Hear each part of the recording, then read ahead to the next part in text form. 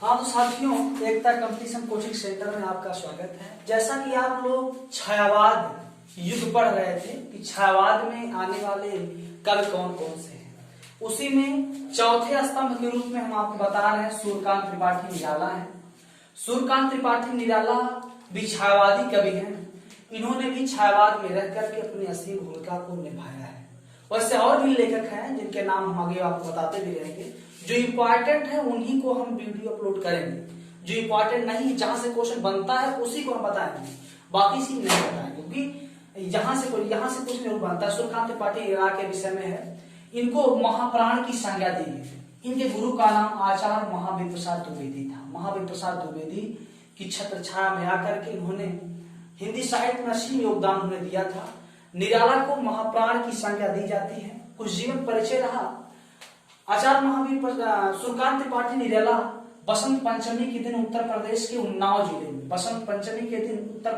उन्नाव जिले में इनका जन्म 21 फरवरी, यहाँ दिखाई नहीं दे रहा होगा आपको, 21 फरवरी सन 1899 ईस्वी में इनका जन्म उन्नाव जिले में हुआ था। लेकिन इनका अधिकतर जीवन पश्चिम बंगाल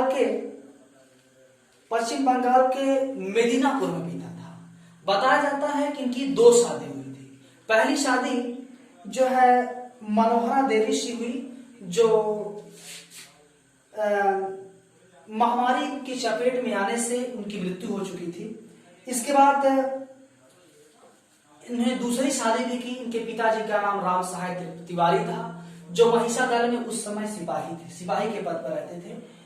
ये अपना अधिकतर जीवन इलाहाबाद में, दारागंज इलाहाबाद में बिताया था और वही इनकी मृत्यु भी हुई थी। इनकी असीम रचनाएं रही, जो योगदान हिंदी साहित्य में बड़ा योगदान इनका रहा। इनकी कहानी बहुत अच्छी कहानी रही। शुक्ल की बीवी, श्रीमती गाजानन देवी, चतुरी चमार, पद्या, ये कहानी इनकी है। आलोचना है पंत और पल्लव। और भी क्या है, उपन्यास है प्रभावती, निरुपमा, चोटी की पकड़, काले कारनामे। कविता इनकी है जूही की कली। प्रथम मुक्तक छंदबद्ध कविता इनकी रही जूही की कली।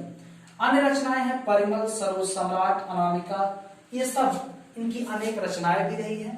और इस तरह से इनकी अहम भूमिका रही है।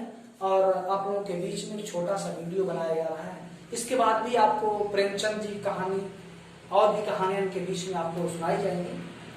आप सभी साथियों का एकता कंपटीशन कोचिंग सेंटर में स्वागत है। आपके बीच में है छायावाद वीडियो 3। छायावाद में हमने आपको और भी रचनाकारों के नाम हमने लिया है, रचनाएं ली है, कहानी बताया थोड़ा बहुत। तो 60 तरीके से समझाने का प्रयास करूंगा। छोटा वीडियो रहेगा ताकि आप लोग इसे देखें, सुचारू ढंग से देखें। तो मुंशी प्रेमचंद जी की आज कहानी है छोटी। जीवन परिचय से लेकर रचनाओं तक हम चलेंगे। तो छायावाद में इनकी अहम भूमिका रही। मुंशी प्रेमचंद जी के गुरु का नाम महावीर प्रसाद द्विवेदी था, जो उनकी छत्र छाया में रह करके उन्होंने अपनी रचनाओं का अंजाम दिया था। सभी लोग जानते हैं कि मुंशी प्रेमचंद जी एक कहानीकार उपन्यासकार भी थे। कहानीकार उपन्यासकार के सम्राट कहे जाते थे। इनका मूल नाम धनपत राय था। इनका जन्म 31 जुलाई सन 1880 ईस्वी में हुआ था। इलाहाबाद के करीबन 7 मील दूर लमही गांव में हुआ था। इनके पिताजी का नाम अजायब राय था, जो डाकघर में नौकरी का काम करते थे। डाकघर में नौकरी कार्यालय में रहते थे। बड़ी गरीबी थी। इनके पिताजी, इनकी जो माता, इनके 7 साल की उम्र में लगभग इनकी माता जी मर भी गई। इनकी पहली शादी हुई, फिर कुछ ही कारणों बाद इनकी दूसरी शादी हुई। कुछ ही कारणों के बाद इनकी दूसरी शादी शिवरानी देवी से हुई। कि दूसरी शादी जो है शिवरानी देवी संपन्न हुई। और इनकी थोड़ा सा गरीबी हालत थी जिंदगी। और इनकी अनेक रचनाएं हैं। जैसा उपन्यास में इनकी रचनाएं हैं गोदान, गबन, सेवा सदन, वरदान, प्रेमा, प्रेमाशय, रंगभूमि, कर्मभूमि, निर्मला प्रतिज्ञा, मंगलसूत्र इनकी अपूर्ण रचना है। इसलिए अपूर्ण है क्योंकि ये अपूर्ण इनकी रचना है। कहानी क्या है, पंच परमेश्वर, सौत, बेटों वाली विधवा, सज्जनता का दंड, ईश्वरी न्याय, रानी संधा, आत्माराम बूढ़ी का की, ईदगाह पुष्टिरा, शतरंज के खिलाड़ी कफन इत्यादि की रचनाएं हैं। और नाटक इनका है करबला, कला संग्राम प्रेम की बेड़ी पत्रिकाएं की माधुरी 22 प्रकाशित होती है।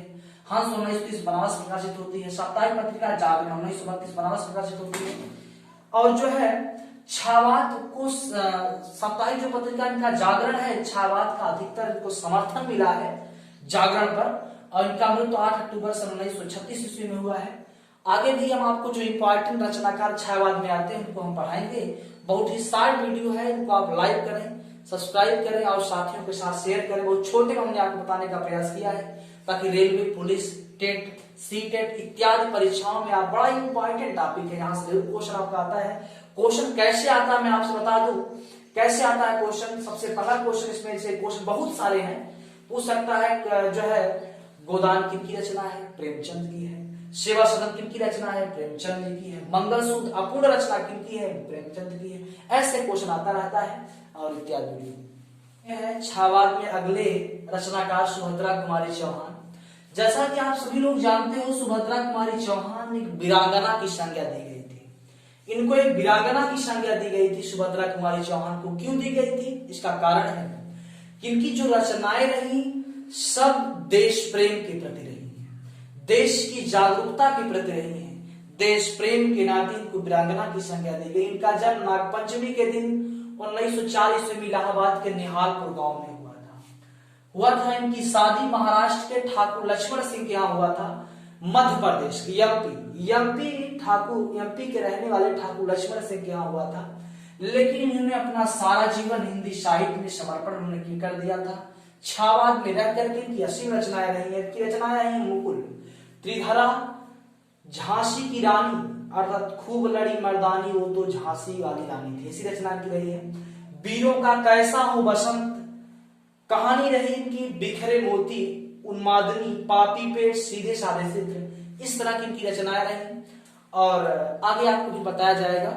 बहुत ही साथियों, आप सभी लोग वीडियो को देखें, लाइक करें, सब्सक्राइब करें, साथियों के साथ शेयर करें। बड़ा इंपॉर्टेंट है ये, खासकर हर परीक्षाओं के लिए इंपॉर्टेंट है। आप समझ लीजिए कि हर परीक्षाओं के लिए इंपॉर्टेंट हिंदी साहित्य का एक क्वेश्चन है जो टेट, सीटेट इत्यादि परीक्षाओं में, जो रेलवे, पुलिस, जो भी परीक्षाएं आपको एग्जाम की होती है, सब में बड़ा इंपॉर्टेंट है। आप सभी के बीच में इस वही इंपॉर्टेंट चीजों को शेयर किया जा रहा है ताकि आप इसे देखें और आज साथियों के साथ शेयर करें। जरूर से जरूर क्वेश्चन यहाँ से पूछता आता है।